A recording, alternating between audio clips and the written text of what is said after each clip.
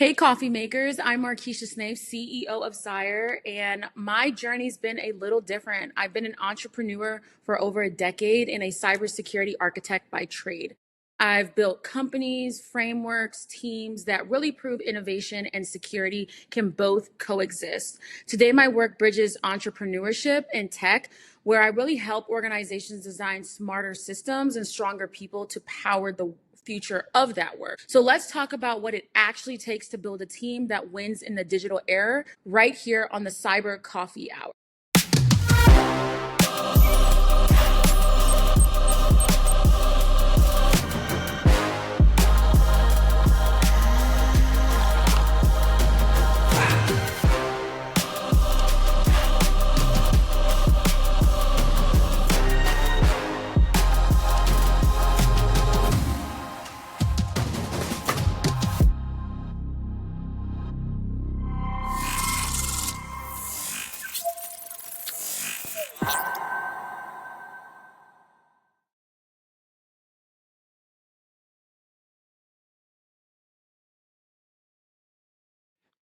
All right, what's good, coffee makers, not coffee takers? You are locked into the Cyber Coffee Hour, where we brew up insights and community in the digital world. I'm the People's Chief, Dr. Joseph J. Burt-Miller Jr., with the one and only master of cyber farms, Alfredo B. Nash Jr. We both hail from the legendary streets of Mount Vernon, New York, where we're coming to you live and direct from the DMV area.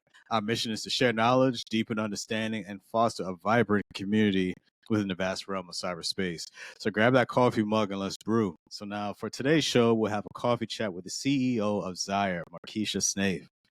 Now, MarKeisha Snaith is the CEO of Xire. MarKeisha is a cybersecurity architect who's also a founder, and she's dedicated to helping leaders build strong teams. She worked with a $5 billion financial institution to build GenAI frameworks and is an expert at creating talent pipelines that defy convention. Her work focuses on bridging the gap between AI, security, and talent, a mission essential for success in today's fast-paced world. MarKeisha Snaith, welcome to the Cyber Coffee Hour. Yes, thank you for having me. Awesome. So, MarKeisha, for one, definitely want to again thank you for being on the show. And as we always like to do, just want to learn this, how things have been going for you as of Yeah, I mean, as of lately, we're going through a government shutdown. People are losing their jobs. I mean, not to start off sounding all womp womp, right? But right. but that's the Yeah. reality of where we're at right now. And even if those things aren't happening to me personally, they are happening to other people around me and they're happening to my clients. And that's something that I personally have to prepare myself for consistently and be there for those individuals. So it does affect me in some type of way. And I mean, overall, I'm always blessed, right? I mean, I get to wake up. I have great health. I'm able to really keep going. But in times like this, you just really, at least for me, I just really have to make sure that I remain very faithful, that I pray consistently, and that I'm there for the people around me, not just my clients, but my friends, my family, all of those individuals, because it is a trying time currently. But today it is it's kind of like gloomy out. I see the sun coming up just a tad bit. So it is going to be a wonderful day. But again, I'm very happy to be here on this podcast. So thank you again. Awesome. Yeah. And as you mentioned, you talk about the government shutdown. I can't believe I'm about to say this. Yeah, we're in month 2. And as we talked about before we came on air, they're really breaking records, all the wrong records right now. So Yes. It's pretty tough as a government employee myself. Yeah, definitely been feeling it, and also understand my fellow government employees and also those that support the government. Some folks that may not, as you mentioned, those may not be working directly in government, but those may be affected still. It is having lasting impacts, and we're seeing how it's really trickling out. You look at the airlines, talking about the air traffic controllers really feeling the pinch. I mean, their jobs were already stressed out to begin with, and then you compound that with not getting paid, and for it to be this long. It's really bad. So Yeah, I just really hope that things start to turn around soon, especially with the holidays coming up. That's the toughest part right now. And it feels like the holidays are just so different. I don't Hmm. know. I don't know if you're feeling the same way too, but it doesn't seem as, it's not pushed as much now. I'm noticing that. I think a lot of organizations have kind of stepped back. I was saying for Halloween, I saw Target had sales on candy a month prior, which is Hmm. shocking to me. And then you're not really seeing a push for Thanksgiving like it used to be. I know we tend to Right. skip over Thanksgiving and go to Christmas, but I just really haven't seen like crazy pushes or people doing a lot of decorations. So it is a trying time right now. Yeah, no, I think that's a great observation. People are, they're holding tight to the money right now because, especially when you had that uncertainty of when the next check is coming in, maybe you're not going to be spending as much. And certain plans, our plans may change because, again, having that uncertainty for a lot of folks that they may not know when that next check is coming in, and they really have to make some decisions. I even know for myself, I've had to cancel some meetups. I know for like a family member of mine is having a wedding. I had to skip because I just, with everything that's happening, and I was really looking forward to doing it, and unfortunately, I had to have a conversation. I'm sorry, man. I just can't make it. It's just That's yeah, tough. it's really and also, but that's just an example. I think there are a lot of folks that are a lot of family households are making similar decisions or even a grander scale for certain things. Yeah, when you have that uncertainty, you just don't want to spend too much, or because you don't want to put yourself in a worse spot that you're already in. Absolutely. And I would say, even for those who probably don't feel as though their role is, one that could get eliminated, now is not the time to be spending money crazily, Mhm. right? I've been saying that too. Just because you're fortunate to still have a job doesn't mean that you're not one paycheck away from being broke like everybody else. It's Mhm. a reality. So, going out and doing all that crazy holiday shopping just because you can, I mean, personally, it's something that I'm not doing Right. just because I have to hold on to whatever I have, because there could be those moments where somebody has to lean on me and I want to be able to give back. Right. Absolutely. Well, so MarKeisha, again, thank you for being on the show, and we'll go ahead and get started here. So you're a cybersecurity architect who's also a founder. So for you, like, what was that pivotal moment when you realized your passion was in building teams and not just building firewalls? I think that's a great question. When we think about cybersecurity, I think a lot of people assume it's just about the data and the information systems and the firewalls and the frameworks. And it's not only that. It's never really been my world exactly. I build frameworks, yes, but I've learned that security isn't just in that particular build, but it's also in the behavior. Your systems are only as strong as your people, and your people are only as strong as your leadership. So Right. for me, the real work is in molding teams. So shaping how they think, how they take ownership, how they design with intention. When you really build people who care, they just don't deploy your systems, right? But they architect them. I use architect a lot, especially at Xire. Like we really focus on the architecture, but they really Right. architect your systems with more purpose. You can feel the difference when something's been built with love and care, and somebody actually enjoys the work that they do versus Yeah. just throwing it together. And I always compare it to food.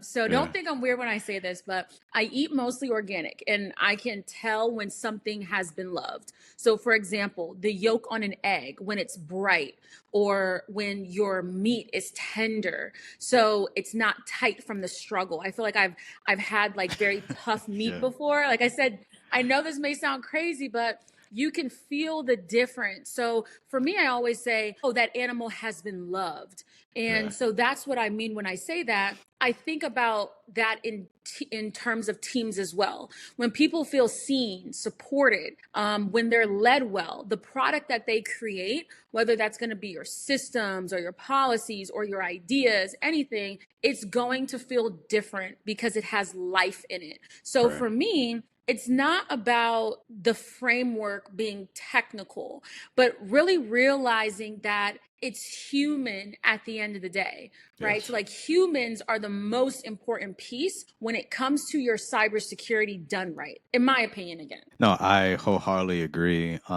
So for me, with my work as a leader as well, I believe in that mentality where I think to have the most success from your teams, the best output, you want to make sure you're building that chemistry within your team, and also learning from your team members on a human level. Of course, we have the mission and what we had to do to get done.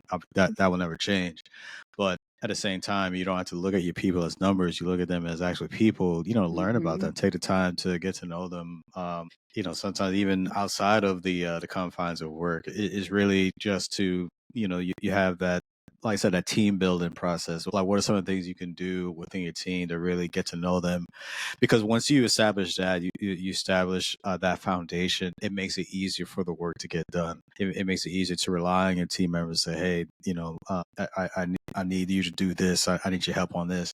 And you'll see your team members be able to, they will want to run through a wall for you because you have that trust, you have that camaraderie within the team, as opposed to, as you mentioned, you just put a bunch of people together, and there's no real heart behind it. They're just doing it for just to get Right. through the day. So, People but that yeah, don't even mesh well. And right. also, I mean, I talked about this in a latest conference that I spoke on a particular panel, but it was about building tech teams.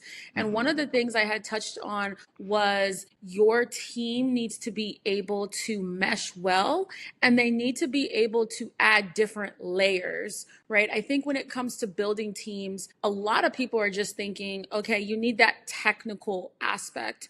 Absolutely not. That's not all you need. You need somebody who understands how to build policy. You need somebody who speaks fluently, right? Right. Very, very Right. well. Somebody who can speak non-technical and technical. You need somebody who can build or who can develop architectural diagrams. And then you can have your people too that are super technical and want to be in the background. But that's a strong team where you build people, or you build a team from people with different backgrounds. That's really what makes your team great. All right. You might laugh at me, but as you said that, one one of the things I thought of when you talk about teams is um, the show Captain Planet. You remember that show, Mm-hmm. Captain Mm-hmm. Planet? Yes.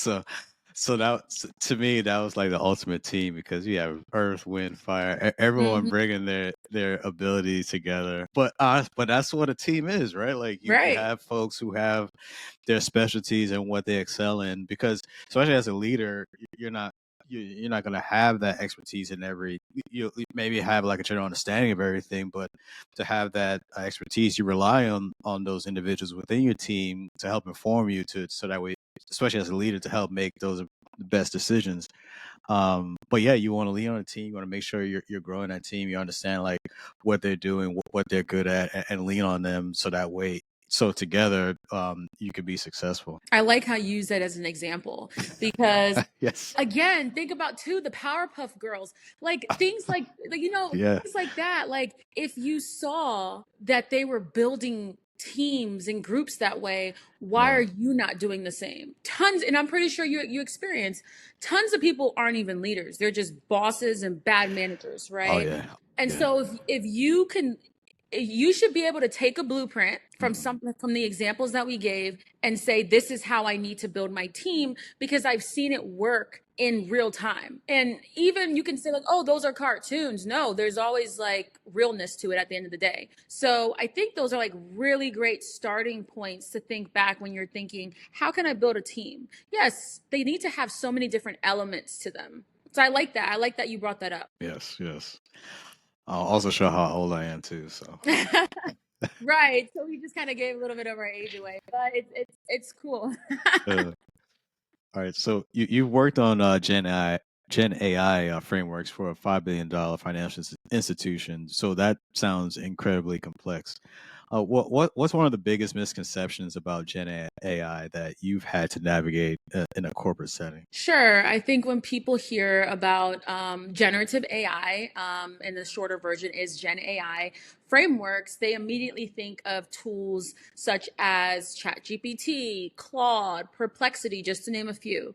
And that's really a narrow lens. In a corporate setting, especially inside a multi-billion-dollar financial institution, one that I work at, Gen AI isn't just about generating those outputs, but it's really about governing the outputs, Right.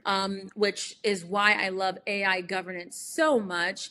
But at that level, you're not just deploying models, you're focusing on really redesigning those decision systems. So you're asking questions such as, how do we validate data lineage? How do you measure bias or drift? Who owns the risk when a model makes a decision that touches millions of customers? You really have to ask those particular questions. And that's the difference between building frameworks for a smaller company, a startup even, versus building it for a $5 billion enterprise. It's the same as the difference between a prototype and an ecosystem. Startups can move fast. You can break things. You have that go ahead on that front. But enterprises have to move fast and account for every broken piece. So really my job has been to design the architecture that really lets both the innovation and the accountability coexist at the same time, which is rather difficult. I'm not going to lie.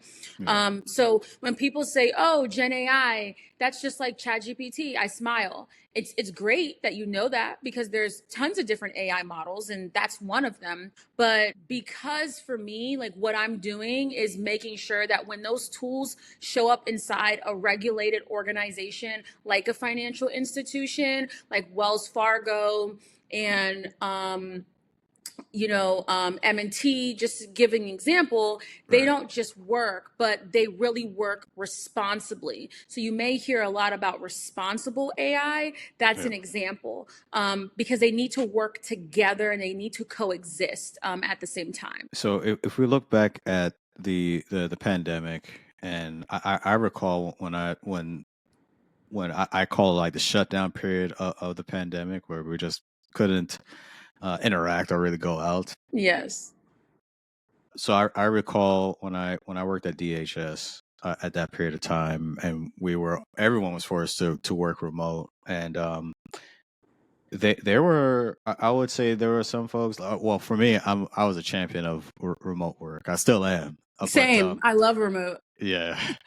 But also, I do recall like, there's some certain population within or demographic of the workforce that I would say were against it, or maybe not as in touch with remote work, and now they're really forced now to use it because in order to keep working, you had to work remote. Your laptop and get used to these different tools, these Mhm. collaboration tools now. Um, so that there was a bit of course, some folks that for a lot of people, it was their first time trying to get familiar with it because they had in order to do their jobs. But were others like myself, all right, this is just another day for me. So, but did you ever encounter that when you as far as of course, working with AI and the different tools and iterations?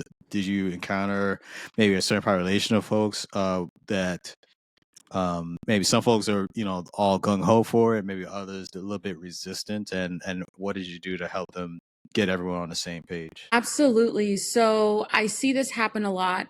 You have a mix of people. You have people have mixed conceptions or beliefs about AI in general. You have Right. your group of people who absolutely love AI and they're going to use AI in their life, right? And everything that they do, they use AI. Then you have those groups of people who are very hesitant. They think, oh, AI is like, they associate it to a robot or iRobot, for example. Hmm. Like, oh, AI is going to take over the world, right? And Yeah. so they're very like afraid of it, so they don't want to use it. And then you have that other set of people who hey, I've heard about AI and I think I want to try it out, but I don't know where to start. Like, what do I do? We Right. encounter this a lot in the workforce now. One of the things I notice is there's this huge drive to onboard AI products for efficiency, but the team around the individuals who's driving that, so usually it's the business that's driving it, the teams who actually would be the ones utilizing the AI have zero clue that this AI is supposed to help them be more efficient in their day-to-day job responsibilities.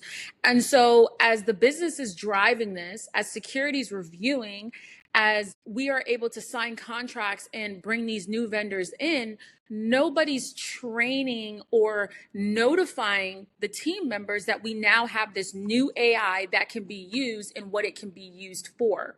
So it's a lot of disconnect. And with more of that disconnect, I think it really does end up really tearing your or splitting your organization apart, where Yeah. you continue to have these people so siloed because you have the ones who love it and they're automatically going to jump on it. But guess what? They're probably using applications that are outside of what has been approved by your organization. And then for the Yeah. people who are already against it, now you're bringing in tools, not telling them that those tools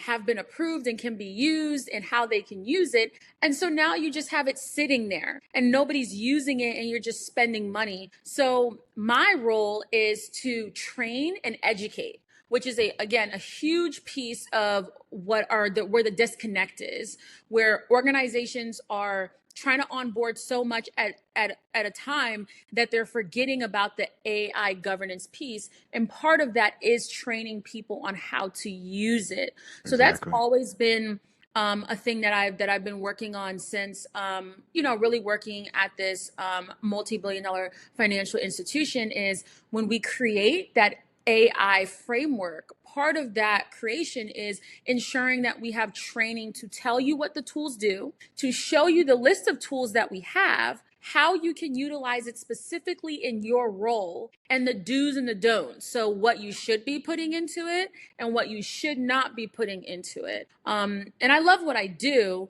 but again, you're having to break through all of these different types of groups of people because the AI is not being presented in a way that it best can. Right, and I love that you mentioned about talking about training.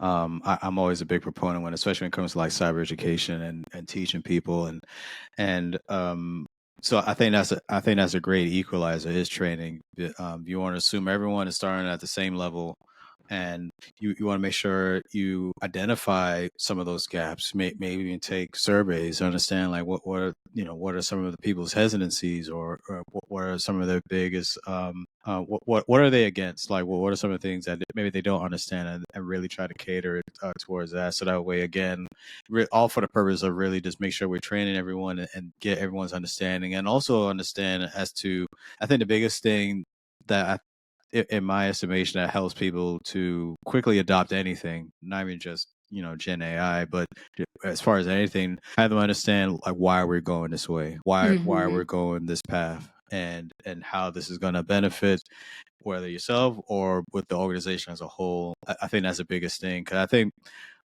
people want to feel involved. People want to Yes. understand what they're doing. It's not just going to some black hole and you're not seeing any feedback or anything like that from it. So people, it does matter. You want to make sure you're not leaving anyone out. Especially as we talk about maybe that population that may not be as familiar with some of these different tools. Because the folks who already love it, you don't have to worry about them. They're good. You know what Yeah, I'm saying? you don't have to worry about them. The They only thing couldn't you have wait to for worry that day. about is them using tools that have not been approved and what they're putting into those tools, Right. because they know it so well. And now you're talking about shadow AI, where Yes. people are using tools that's not approved by the organization.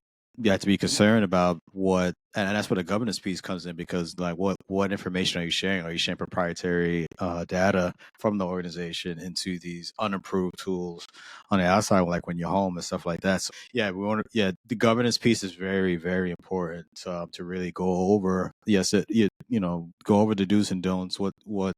How you I guess, behave or how you Mm-hmm. interact with these different tools, to make sure you're not putting the organization in a bad spot. Absolutely. So I think that's very important when it comes to that. So your work at Xire focuses on building talent pipelines that defy convention. So what does that look like in practice? Is there a specific trait or skill you look for that most people might overlook? Yeah, I mean, for me, I'm really intentional. Excuse me, I'm really You're good. intentional about who joins the team. Right. I don't want people who can just do the work. I want people who do their homework. So when someone says, "I heard you on a podcast, and the way you talk about where you started really resonated," that tells me they've done more than glance at our website, which we always get. Oh, your website's so pretty. I love it. I love your brand. I love the way it feels and it looks, and that's great. I mean, that's what we intended it to do. But when somebody actually invests their time to understand the mission and what it is that we are trying to do here, that's somebody that I'm looking to bring on board. I'm also drawn to people who bring ideas, and not just their overall interests. So also, like, when somebody says, like, I looked at your processes or the way that you do things or your systems, and here's how I think we can make it stronger, like, that's somebody who's taken initiative. Right. And that's the energy that you want, because that's going to help you scale a company. You can't scale a company by yourself. So somebody that really shows more than just interest, but can really take that initiative and execute on it. I really learned that you shouldn't hire people out of desperation. This is another thing. Mm, And that's from either side. So I've done this in the past. I won't ever do it again. So don't hire people who are in between or unsure. When you're building something from the ground up, you really yeah. need the clarity and the adaptability and the alignment. And so that's someone that I won't hire. And like I said, I've done in the past. So I've learned from it. I really love hiring interns and emerging professionals. Yeah. They're really fresh, they're curious, they're open minded. The best people at Sire don't need supervision to stay accountable. Like, they want to keep building, they want to keep learning, they're showing up with new ideas, they're doing their research. They're like, "MarKeisha, I happen to be scrolling on TikTok and I saw what this other company is doing, and I think that we should hop on this trend too." That's what I'm looking for. "Hey, MarKeisha, I came across this marketing conference. Is that something that you would be able to sponsor me to go to?" Like, I absolutely. love It's that. Yeah. only going to help not just the organization, but them at the end of the day. And I'm very big on personal development, because one, I am a Yeah. career coach. And so if I'm coaching my clients through personal and professional development, of course, you better hope that at Sire I'm doing the same thing for my team members. So that's really important. And really hiring people on alignment. You want people who generally wake up and they're happy to contribute. I get that work can become very mundane, especially if it's not something that is yours at the end of the day. Hmm. But if people can work at a place where they feel they can contribute and they're heard and they're a partner, I think that's really when their work feels alive. And that's what's of importance to me when it comes to being very intentional about who joins the team. Yeah, I think that's a great way to go about it. You want to make sure that the people that you bring onto the team, they bought in. They bought into the mission. They bought into the overall vision that you have for the organization. And as you mentioned, you have folks that are taking that initiative. I think that's so important because now you're not looking after them like they're your children. You want to empower your people to do those type of things and be able to, because I think you get even more learning from the folks that you bring on. And as you mentioned, you talk about even interns or those who just getting started. I that's actually something that really resonates with me, because as I stepped into my leadership role at least a year now with the agency, that's something that really I take on, that I want to, I would say, give back in a sense where I want to give opportunities for people who are just getting started, who are just getting their careers off the ground. I want to make sure that's not lost. Yes, we need folks that have experience doing X, Y, Z, but let's make sure we're not overlooking those who are trying to get started as well. I mean, somebody has to start somewhere, so Absolutely. we can't just have this attitude where yes, we got to get this done, and that's always going to be the case. That's never going to change. But at the same time, I think we just want to make sure what doesn't get lost in the conversation is that there are folks who are just as hungry that may not have that experience, and honestly, the folks who are just getting started or trying to get that opportunity, they're the ones that made the work the hardest because they don't have that experience and they want to Agreed. really show, get their name out there, because maybe some folks who had that time experience, they may not, you know, they may not have that, that fire anymore. They kind of, they're kind of chilling, so They get comfortable. yeah. It's almost like, so I relate a lot of stuff to sports. So it's almost like when an athlete, a rookie comes into the league, they're working hard, they're doing everything, go for the loose balls and everything, they hustling. But when they get that contract, that first big contract, they ain't doing that no more. They good. They chill. I mean, they got paid. You know what I'm saying? So Right. it's kind of the same way. Again, we want to make sure that we're giving opportunities for folks, and also we're making sure that we're empowering our people to do those type of things, and to go out and make sure we're encouraging people too. Like, we don't want to stifle our people to say you got to do XYZ, or you got to stay here, or we want to make sure we love to have those ideas brought in, how we can improve and how we can get better. So I really love that you said that, because I think that's a great way to build teams. Thank you. Yeah, and the empowerment part that you said, being a leader, you do have to really empower your team. That's something that I'm always learning how to do more of, because so many different personalities, people have different character traits, people have different work ethics, Right. and you have to be able to bend with that too. It's not just about what you want, but how am I able to help that person grow and feel a part of the team and create a good culture that works for everybody. Absolutely, for sure. So, MarKeisha, your work helps bridge AI, security, and talent, right? So Mhm. these are three, huge topics. So what do you see as the biggest challenge in bringing those three worlds together effectively? I mean, kind of going back to when I had mentioned that organizations are chasing AI before they've really defined why. Hmm. So everyone wants the technology, but very few people understand its purpose inside of their ecosystem, their organization. So they roll it out without having any alignment, right? So going back to no training, no governance, no connecting it to the people within your organization. So Right. suddenly you have employees, um, they they don't know it exists, or like I had mentioned, or worse, they're using it in ways that expose sensitive data. So for me, that's really having unmanaged risk when you are so desperately chasing after something. What I do here at Xire is, we really help companies build that, you could say, connective tissue between their AI strategy and their workforce capability. So we tend to start by assessing how AI actually shows up. So where the models are used, where the data flows, who's touching it, what do people do in their current positions, and how could it possibly help? Then we really design a framework of accountability. So who owns what, how the outputs are actually validated, how access is controlled, and what does that feedback loop look like? How does it inform actual policy?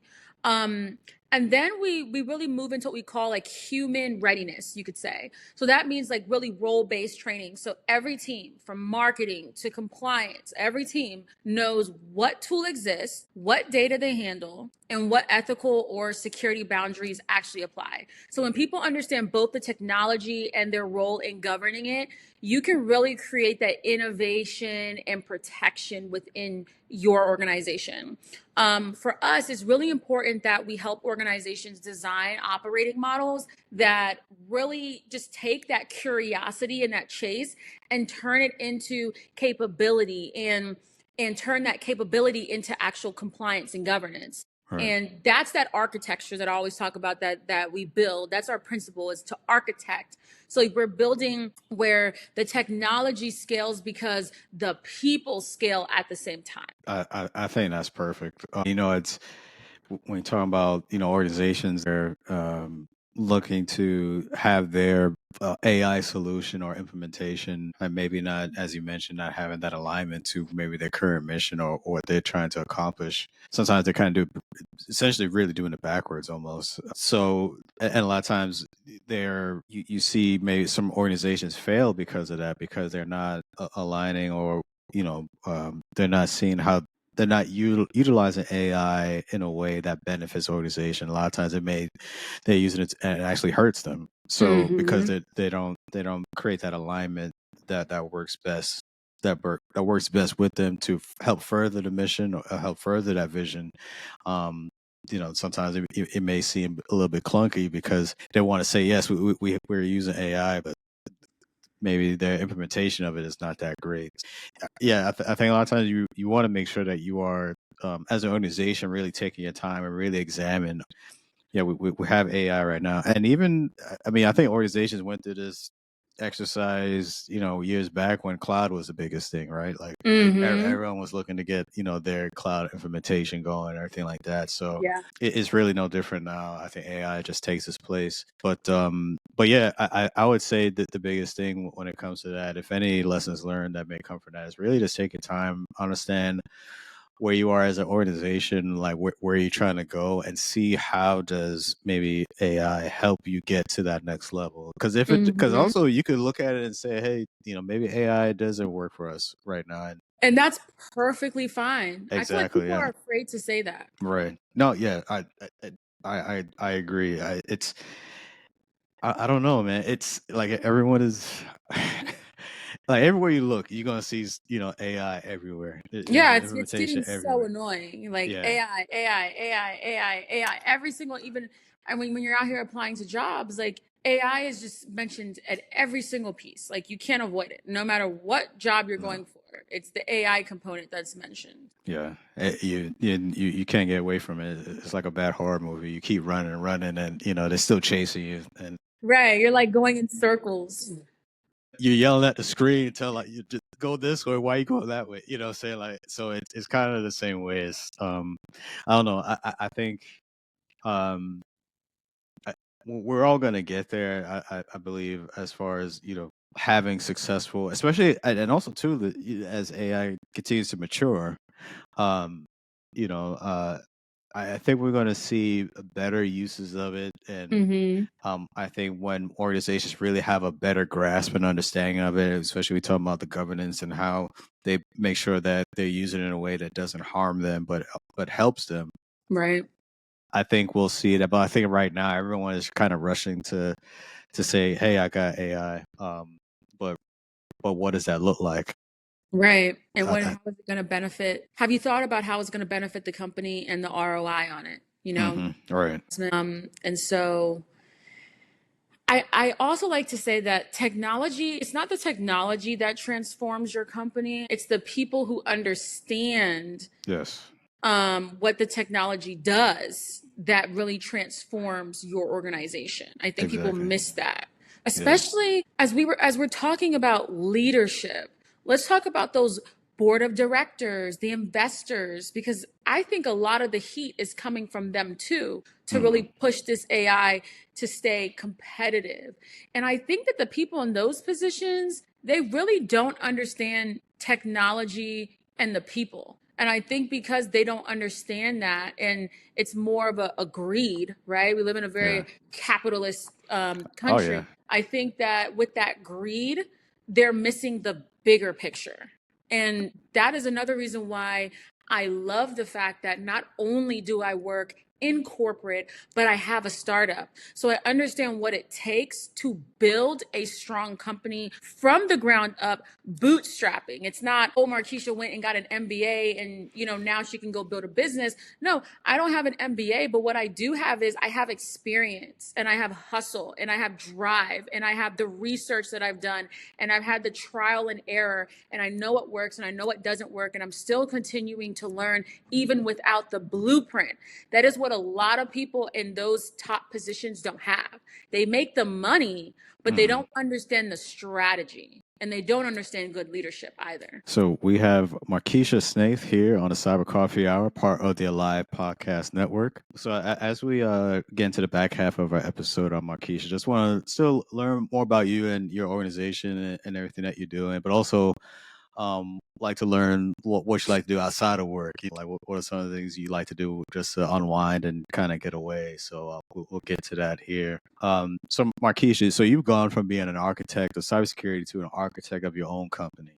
So that's a huge transition. So can you tell us about that journey? Like what has been the most challenging or rewarding part of building a brand from scratch, and what's that one message about that experience you really want to share with our audience? Sure. So people tend to ask, about this transition that you mentioned, but I really feel like there wasn't a transition. I've been an entrepreneur since 2010. That's when I first started entrepreneurship and exploring it.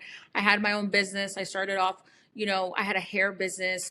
I found a vendor overseas and, purchased the hair and was selling it. But again, not having blueprints, I kind of just did what I could. I was out there in the streets, hustling in Baltimore streets, selling my hair bundles. There you go. That's what I did. But for Xire now, it's been growing for 6 years. In February it'll be 6 years. And Nice. I think it's less about switching and more about being able to balance a portfolio life really with intention. So my 9 to 5 as a security architect, it really funds my my business, right? And for the different ventures that I build, because I don't just have Xire, I also have a few other businesses. But I really think I want to talk more about balance, because I get asked this question a lot, and people say, can you talk more about what it's like to work a 9 to 5 and to be an entrepreneur? So I think a lot of my balance comes from, really having cadence over just hustling. Really, I know how to run my week. So I run my weeks like an operating system. So, like I have like my strategy Mondays, I have like my deliveries of that midweek, the financial side and the brand on Fridays. So I really break things down in, I guess you can say, little containers. And really for me, each venture overall really has clear outcomes and a single owner for it. So think of it like when you're applying a personal RACI, right? So don't just do RACIs for work. You can do RACIs for your life. What do I own? What do I approve? What do I consult on? What do I let go and give off to someone else? And I think when you really plan that out, and maybe planning it out in like 12-week stints or sessions, each session can really have its own focus. And that's whether that's on enterprise architecture or B2C or B2B growth, just really being able to measure your minimal viable progress weekly is very important, because it's not about just moving the needle in revenue, but it's also about like the different pauses that you can take to be able to build something so strong. Also, because people ask me this too, context switching. I have to do it a lot. So I have to switch from working in corporate as a security architect, and then I have to switch to working at Xire, and then I have to switch to Achieve It Pathways program, where I teach and train in IT and cybersecurity, and then I may have to switch to Socialize Season, where we do memberships and really teach people how to become accredited investors. So it's a lot of switching that I have to do. But I really think that it's really cool when you can like really kick back and see that, this team flows, this brand flows, this cash flow flows just by really reinforcing each other amongst the others. So I think really being able to design your capacity really matters. And you have to be able to build your time and your teams and your decisions with more intention so that your life can actually scale in the way that you want it to. You know, when you mentioned cadence, when you said the word cadence, it took me back to my military days in the Air Mm-hmm. Force. When you talk about when you're marching, you know, you stay on cadence and Yes. everyone's staying on step and being being in sync. But I think that's perfect. Yeah, you want to have you want to make sure you have a good steady cadence that you're able to maintain. If it's too fast, you're gonna fall behind. It's too slow, you're gonna get frustrated. So yeah, Yes. you want to make sure that you're maintaining that cadence that works for you, and also too honestly you're being the CEO of your life. You want to make sure that Mm-hmm. you are having that balance, and yeah, you may have as I love how you kind of pretty much categorize everything. Maybe at certain days, so like say like Wednesdays, this is the day I check and reply all my emails. I'm just throwing an example out there. Yeah, absolutely. But I think that's perfect to have to know that, so that way okay, I know for this day at a certain time I'm gonna do X, Y, Z, and that way it helps to make sure that, especially when you're managing, as you're doing managing different, you have different focuses, different Mm-hmm. businesses, that you're working in. You want to make sure you're giving the proper time and attention to each, and nothing helps to prevent anything falling through the cracks. Yes, absolutely.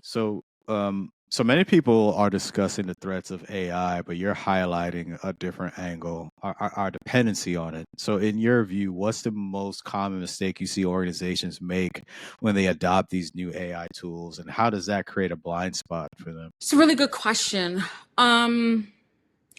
I'd say, most companies adopt AI like it's an assistant. Mm, So the moment it touches your core workflows, it's not an assistant anymore.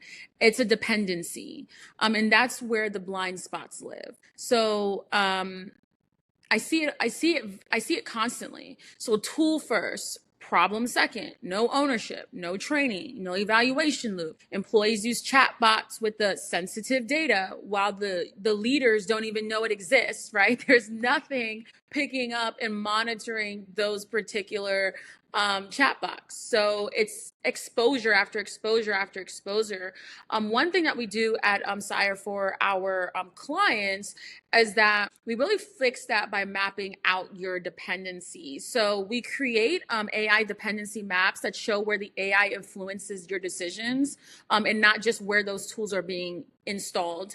And we build things like decision registers. So again, going back to who owns the model, what data does it train?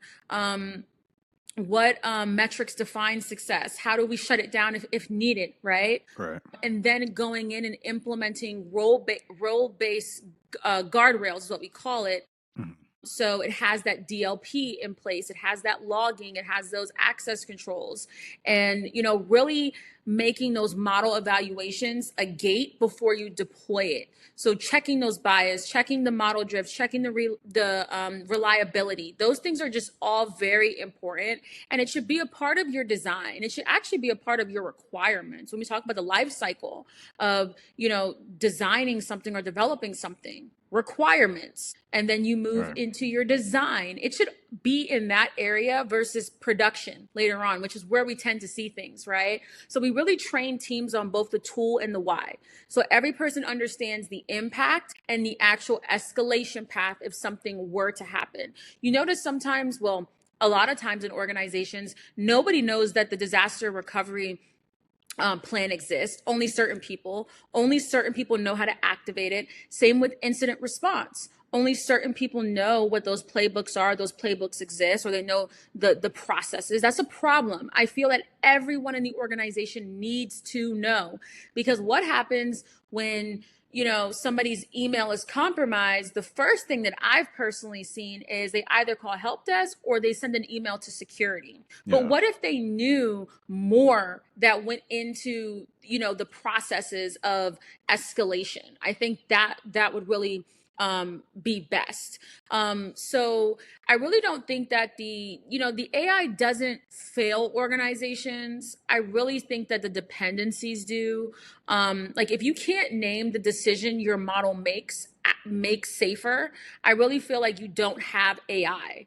like you really just have a lot of exposure at hand. Yeah, and and that's the thing. You just don't want these AI tools just running amok in your organization, and you have no idea what it's doing or who's managing or governing it. And as you mentioned, with example, as far as making sure everyone has that. To me, I take it as that education. When it comes to maybe an instant response or an example, someone gets an email or how they should deal with it. Yeah, you want to make sure everyone knows, not just a handful of folks, but everyone has that. Everyone may not have the same access, of course, but I think the knowledge should be on the same level as to Yeah. how they should respond and how they should deal with it. And to me, that helps to mitigate chaos, right? Like if everyone has a general idea of what they're supposed to do, and when this happens, this is what we do. When this happens, we do this, as opposed to everyone kind of flailing, or they see for the first time and they have no idea what they're supposed to do, and then they're doing things maybe out of process, and it slows your response down, and then it just makes it harder to kind of see through all the noise and chaos and how to really address the issue at hand. Exactly. All right. So, MarKeisha, you mentioned that GRC tools were the first piece of technology that sparked your interest in cybersecurity. So, for those who might not be familiar, what exactly are GRC tools, and what was it about them that initially grabbed your attention? Yeah, so GRC stands for governance, risk, and compliance. So they're tools that are basically the control panels of your organization. So I would say early on, I really love seeing how one decision could ripple across your policies, your risk, your operations, just name a few. And it was almost, I'll compare it to like a nervous system. Just one thing could really affect your nervous system, and then your whole company just lights up, right? So it really taught me that security, of course, is not about like what people just assume it's about, but it's also about coordination and things working together. Really, GRC is where like business logic meets security logic. And I think it's really the foundation and the base. When people understand what controls are, and when people understand why governance is important, or how governance really is the foundation when it comes to your systems and your organization, and the types of risks that you can accept and you can't accept, or I say willing to accept and not willing to accept, and the regulations you need to comply with, like that to me is like what really keeps the business running. If you don't have that stuff, I feel like you're kind of just operating on chaos, as we discussed. So for me, like GRC really sparked my attention for those reasons, because it's foundational. And anything that I like doing, I think laying a foundation is really important. I think that's great for you to mention, because I think a lot of folks, and it was, we talked earlier when, from the perspective of those who are trying to get started within cybersecurity. I don't think GRC is mentioned nearly enough as a path for a lot of folks. They look at the blue side, they want to do defense, or the red side, they want to be on the offensive side, or do hacking and this and that. But I don't think. No, I think GRC is starting to Come up develop more. better, yeah, Yeah. in that regard. But honestly, I don't think GRC even a year ago was maybe coined as the sexy avenue of cybersecurity that people wanted to pursue or really take hold. So, um, did you have any maybe outside influence when it came to saying I really want to do GRC, or like, because again, a lot of folks may not think about it. So, I mean, even commercials, they're not, when they talk about cybersecurity, Right, you're they not don't gonna say see GRC. They talk about like, oh, they got someone in a hoodie, hacking, through the, yeah. So like, did you have anything like that, like where maybe someone maybe knew, or just like, did you have any sort of outside influence that really kind of cement, okay, this is what I wanted to do? Yeah, I actually did. So when it came to making my transition into cybersecurity, I was introduced to RMF, so Risk Management Framework Right. first. And that's where I really, really learned about the different types of frameworks out there. So not just RMF, but NIST 853 is the first framework I really got exposure to, I'd say. And really having to look at those, like look at controls and understand what the control is touching on. And I said, wow, like if you actually paid attention to NIST 853, it literally tells you how to build a cybersecurity program. Like it tells you all of that. Right. And so It's a for me, I said, blueprint. exactly, it's a blueprint. So for me, I said, wow, controls, like I can relate this to like my everyday life. Like we have controls in place for a reason, right? Controls are like boundaries and like safety nets. And so if you relate that back to everything you're doing in your day to day, I said, wow, everybody should know about controls. Because if you're building a server or you're taking a computer apart and putting it back together, or you're configuring a firewall, things like that. Do you even know why you're doing that? Right. Most people don't. Exactly. And it's the controls that tell you why you're doing it. And that's what I love. It's the why. Well, growing up, I always ask the why. Right. I definitely annoyed my Yeah. family with the whys. Yeah. When people are in this arena, they're the ones that are asking the why and understanding that and really trying to teach it to you. So with getting exposure to RMF,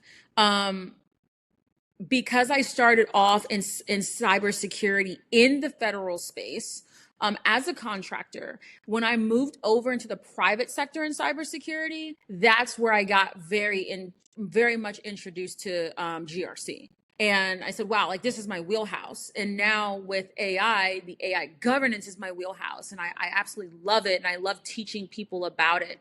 So I'd say, I did have some influence. And I'm fortunate that I had that influence, because I tell people not just help desk is an easier way to get into the space, but also GRC policy.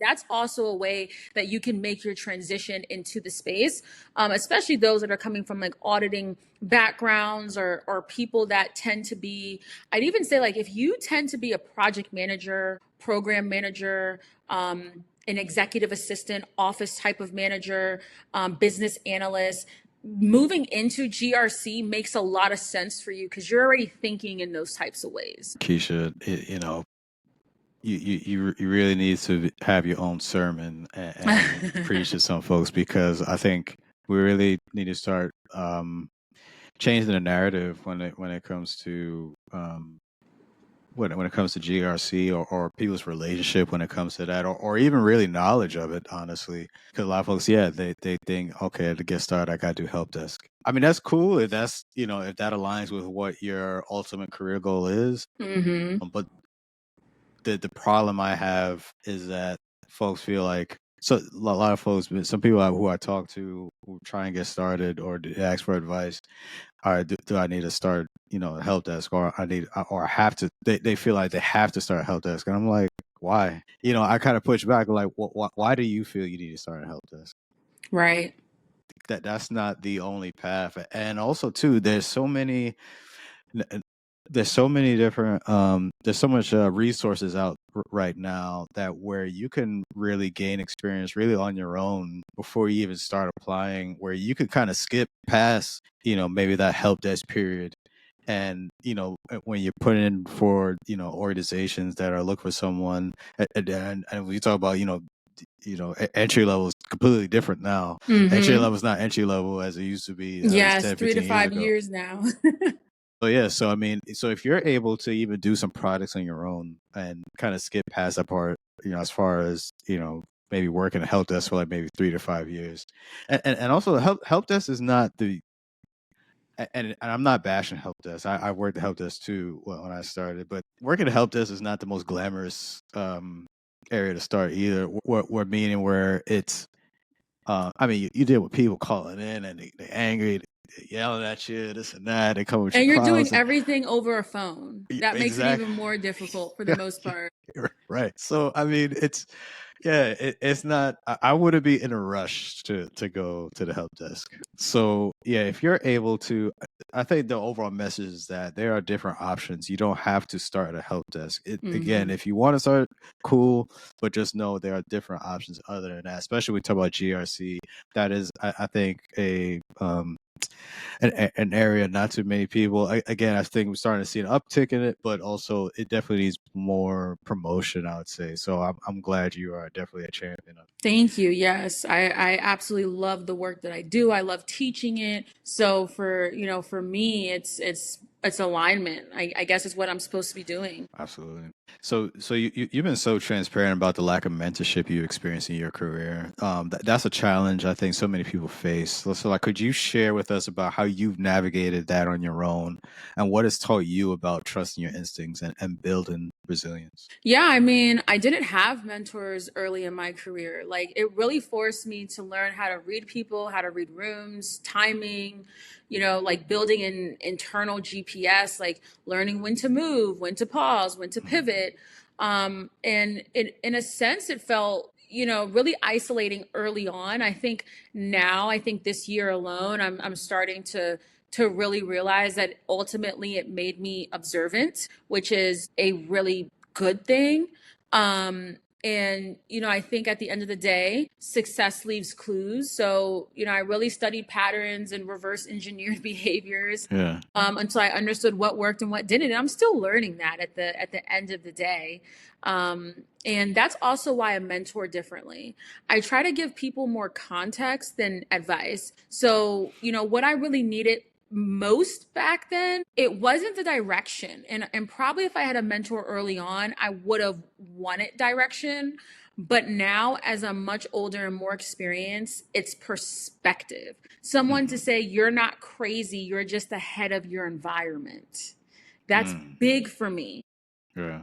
because, and I hate to throw it out there, but I'm an Aquarius. So, like, that's my Okay. zodiac sign. Yeah. And, for the most part, we tend to get labeled as very different, Okay.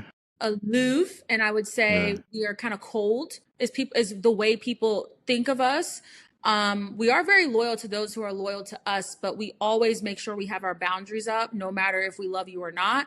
And so people can tend to think of us as being crazy when we have these ideas, right? So think of it when you are a conspiracy theorist and people are like, that's not true. Like, no way. Like, where are you getting your information from? Well, we Yeah. research and we do deep dives. It's the same thing, right? So it's nice if you can get perspective from people to realize you're on the right path. It's just the rest of the world hasn't caught up to what you're putting out there right now. And I am still looking for a mentor. I know I mentioned that on LinkedIn, but because I don't think that you really ever outgrow it. But at the same time, I'm really looking for someone who's mastered that scale and sustainability, like really somebody who can stretch my perspective overall.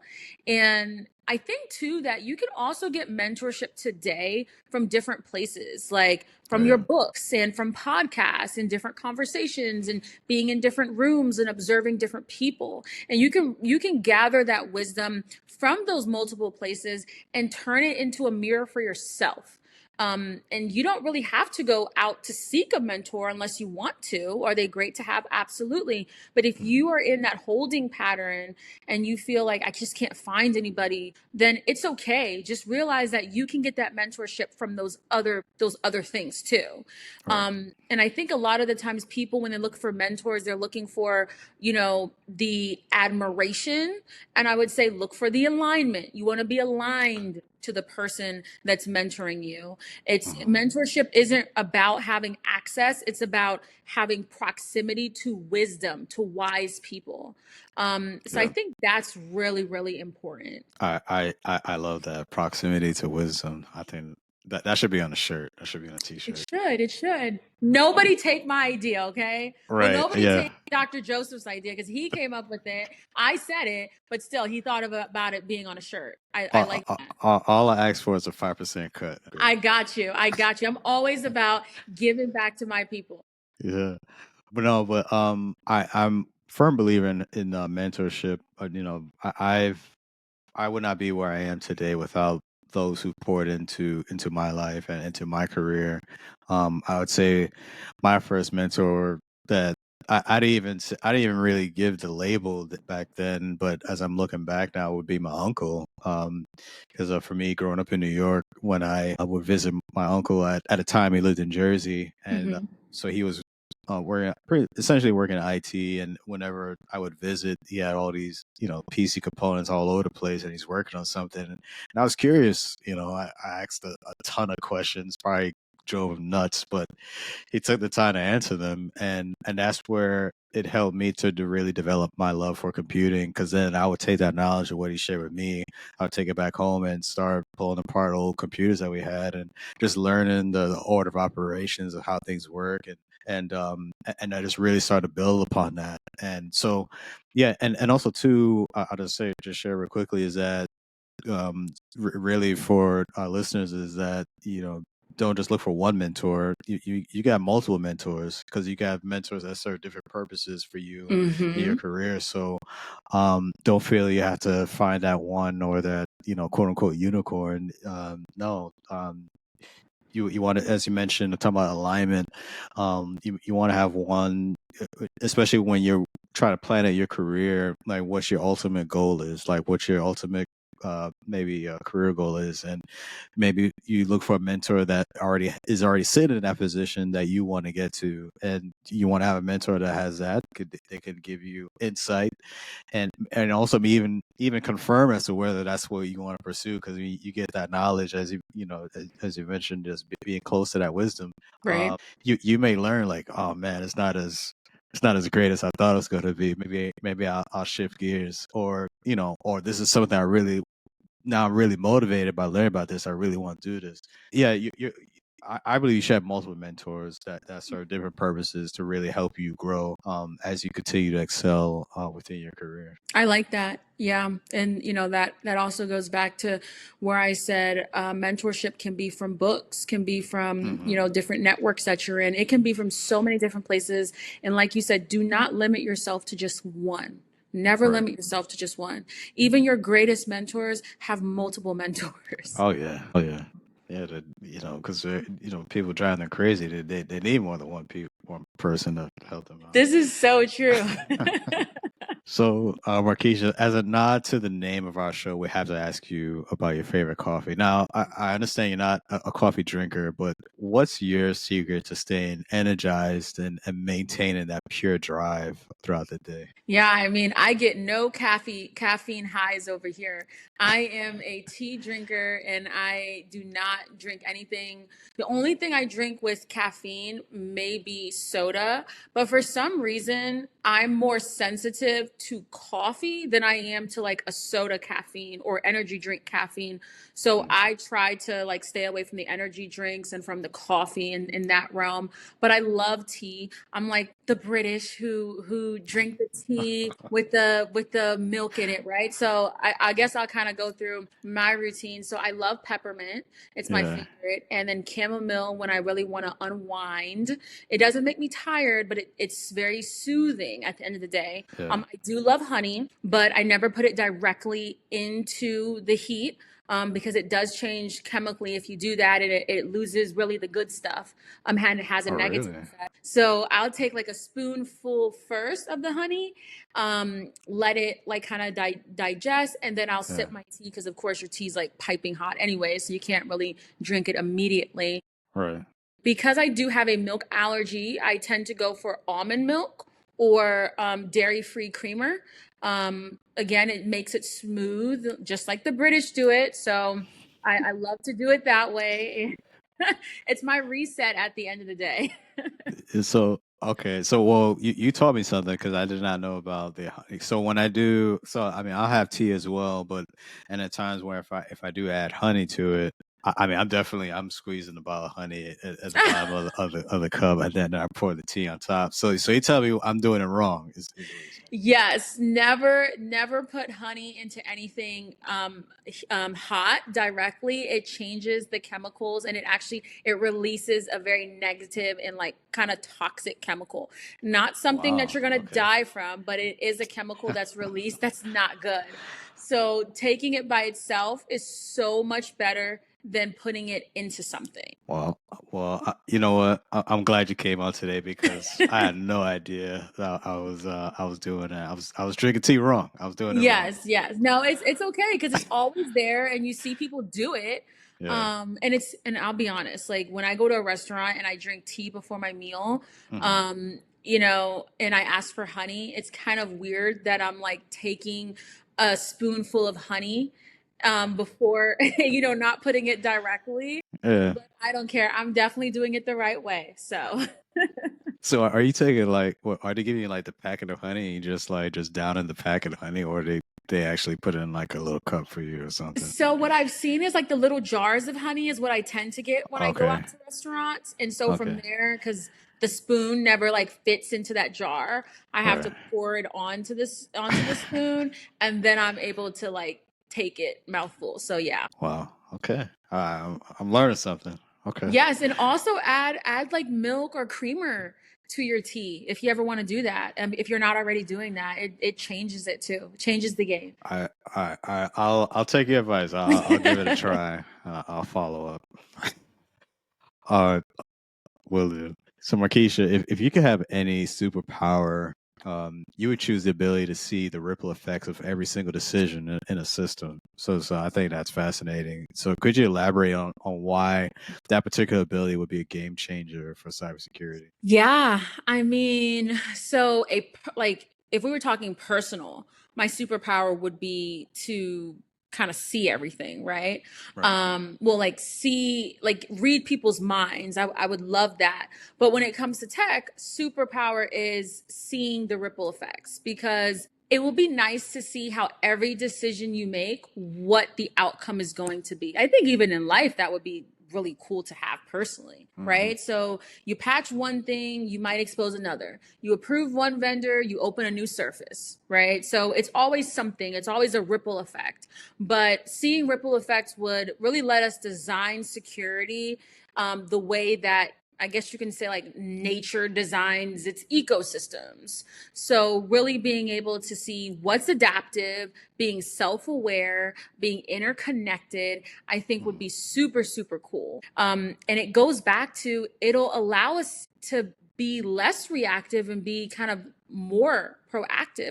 I'm always talking about how tons of people, a lot of organizations are very reactive instead of proactive. I love Right. to be proactive. Yeah. I mean, why do you want chaos? Why do you want stress? Exactly. Right? Like you Yeah. really want to be resilient at the end of the day, but you can't be resilient if you're going to be reactive all the time. So really being able to see those ripple effects ahead of time, it could really help you be resilient with your organization, your systems, your people, etc. Yeah. When you're being reactive, you're losing. You already lost. You So lost. like You're right. You're you're already right. because now you're just trying to play catch up. But yeah, when you're being proactive or you're trying to stay ahead of the game or trying to stay maybe a couple steps ahead, for one, as you mentioned, it helps to eliminate that stress or at least mitigate that stress, mitigate Mm-hmm. that chaos because you're getting ahead of it. You know what's coming. You know how you're going to handle it as opposed to, okay, now this incident happened and now we're reacting to it. Everyone is flailing, fires and all this type of stuff going crazy. So yeah, it's a big difference. Do you want It to do is. you want to be ahead of it or you want to be catching up to it? Exactly. So as we wrap up for today, I have one final question for you, Markeisha. What do you enjoy doing to unwind when you're not in the world of cybersecurity? Ooh, I love this one because it kind of gets to hobbies. And I used to be like, I don't have a hobby. But yeah, I do have a hobby. I love cooking. Okay. Cooking. Why do I love cooking? I love cooking because, and I'm a recipe kind of person. Like, there's things that I've made over and over again, and I don't have to look at a recipe. Yeah. But for the most part, I love trying new dishes, new recipes, Yeah. because it keeps me challenged. Like, could I follow this to the T that it's going to come out great? Or could I follow this and kind of put my own spin on it? Hmm. And it comes out better into my liking and has more flavor, more balance, right? Right. So I love that challenge. I'm also really big on traveling. I love traveling because it gives you the opportunity to explore the world outside of the United States, where people think the United States is like the best place ever. And I mean, I'm fortunate that I was Yeah. born in the United States, but there's so much more to see, so many more people to interact with, so Oh many yeah. cultures that you could really just lean into and learn more about what makes you you and what makes somebody else them. And I love that. And it also gives me a reset every time I travel because I come back to a reality like everything I'm doing here is just so small, Mm. compared to what's going on in the rest of the world. So, really, a reality check. A reset at the end of the day. I also love interior design. So, interior design and architecture, anything that's around building, because it really reminds me of beauty in structure. So, like the colors, the different textures, the different builds. I guess it kind of relates to, being in tech where we're dealing with, our architecture diagrams and coding and controls. So it kind of relates back to that with, the builds, the framing, the colors, textures. For me, I just love all of those things. Like it really keeps me alive. I'm a person too who likes to be adventurous. I love going camping. I love going, and I Okay. say camping, not glamping. I actually camp. Girl Okay. Scouts taught me how to camp. So It's because I I love was going to follow up with that, but okay. Yes, I love to camp. I actually get out there with the bugs and set tents up and stuff. I love to camp. I love to go hiking. I went kayaking 2 years ago in Arizona. Like that was so beautiful. Again, with the travel, you're able to do a lot of that stuff. I'm always making sure I'm getting outside because it's just so nice to be one with the nature. Like when people say, take your shoes off and actually walk on the grass and walk on the ground, it is Mm. for a reason. You have to Yeah. become one with what's around you. So yeah, I love those things. Actually getting me excited because I'm like, what can I cook today? I Right. haven't planned out what I'm going to cook today, but now I'm thinking, what should I make? Right. No, I think that's awesome. I love cooking as well, and I was gonna follow up with so for me when I cook I like to have some nice music playing.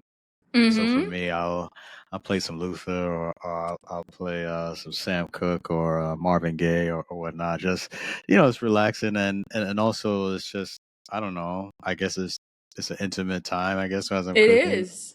So yeah, I like to have fun with it in that regard. So like yeah, what does your soundtrack look like when you're cooking? Oh, it's a good question. So I'm definitely going to play like Maxwell, um, Hmm. Sade. Like I'm gonna play like very like the soothing, just the same way you just said it. Like Yeah, definitely kind of going back to before my time, by the way. yeah, But yeah. but my dad put me on to that music, and so that's why I Same, love yeah, yeah. but it's very soothing. And I'm like you too. Like I do need to play music. Watching TV, I can't do much of because that's how you burn the food in the kitchen because Exactly. you're focusing on what was that drama that somebody did and oh I can't miss this scene. Yeah. Cooking, at least you're singing and you're like kind of happy while you're doing it. So Yeah. By the time you watching that scene on TV, you come back and you see that pot is burning. Now you got to order out. Now you got to call DoorDash because you but don't now mess you up gotta the go food. waste some more money. See? Markeisha, it was great having you here on the show. But before we let you go, is there anything that you want to share with our listeners? Yeah, I mean, I would say, especially during these troubled times right now, the best thing you can do for yourself is to not give up and just keep going. There will be storms that you will come up to, and you have to embrace it. Honestly, you have to embrace it with open Right. arms because it's just that time in your life where those storms are on the horizon for you. And it doesn't mean that you've done anything wrong. It just means that now is your time to see how everything you've been building when everything was great, how you can weather the storm. We talked about, really, I forgot where we said it, but I really think it's important to have emotional intelligence, right? So we're Mm, talking about being reactive. Organizations are reactive. right. Same thing with having emotional intelligence. When things go bad, how are you able to still wake up every day and give it your best and plow through it? those are the people who will always succeed at the end of the day. And just like 5 years ago, we prayed or we hoped for something that we have now, you have to sit down and you have to realize that everybody has their time, everybody has their moment, but storms do not last forever at all. They don't. And so, don't use this time to, be sad about it. Like, it's okay to be upset, but you can't be upset forever. You have to take what's happening and you have to just continue making your way. Like, one thing I posted on LinkedIn was find somebody that's in a role that you want to be in, and really study that, right? Study them. What are they doing? How are they posting? How are they remaining active? Strike a conversation with them, because this is the time now to build up that skill set. If you have the opportunity to do, Cornerstone or any type of LMS training, please do it. If you want to get a cert, get that cert. Exactly, because now is the time to learn something different. Now is the time to up your skill set, especially as we've been talking about AI. These organizations now are looking for people that work with AI on a regular basis. And it doesn't have to be you building and developing AI, but I encourage you to explore it. There's, platforms like Lovable, and I think like Base Code 66 or something like that, where there's no code. Learn how to prompt until you get it right so you can work on your prompting. Learn how to use AI outside of just the GenAI, right? Deep learning models. It's just so much opportunity, even when you feel you don't have the opportunity. It's really about how you're going to own that moment when things are not going the best. So that's what I really want to leave you all today with. And, you can find me on LinkedIn under MarKeisha Snaith. If you want to chat, please connect, please follow me. My DMs are always open. I'm always, looking to help people, because that's my calling. That's my mission. So I want to be able to help you at the end of the day as well. Amen. So, Pastor MarKeisha Snaith. Yes. Dropping a word here at the Cyber Coffee Hour. Again, thank you again for being on the show. And thank you for every one of you listening and watching, because that's a wrap on another episode of the Cyber Coffee Hour, part of the Alive Podcast Network. We hope you enjoyed our chat with MarKeisha Snaith. So don't forget, you can find more amazing shows like ours on the Alive Podcast Network app. Now, if you'd like to show your support and keep the coffee brewing, you can contribute to the cause by donating to our Buy Me a Coffee platform. Also, a huge thank you to all of you listening. Please be sure to like, share, and subscribe to the show. So until next time, stay safe out there and keep brewing. All right, it's a wrap. We're out of here. Thank you.